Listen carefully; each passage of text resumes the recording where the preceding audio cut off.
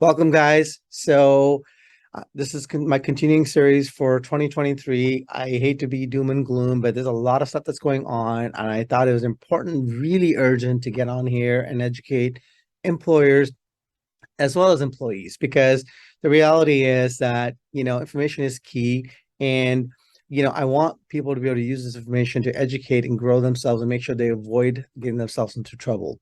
So as we know, realistically, California should be at $15 an hour. Potential could be at $15.50.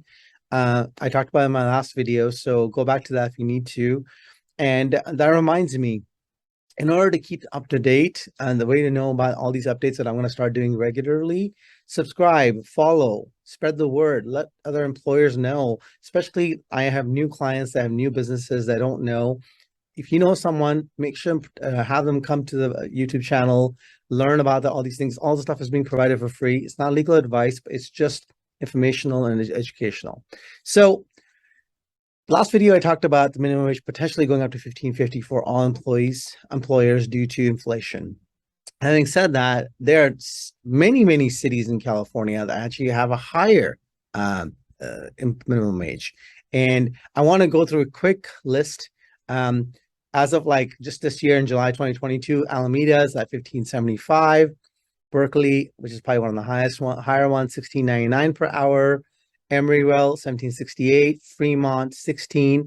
Long Beach, it's $16.73 for hotel workers and $16.55 for concierge workers. Los Angeles, the city, is $16.04 for all employers. LA County, the unincorporated version, is $15.96. Malibu is $15.96. Milpitas is $16.40. Pasadena is $16.11. San Francisco is $16.99 per hour.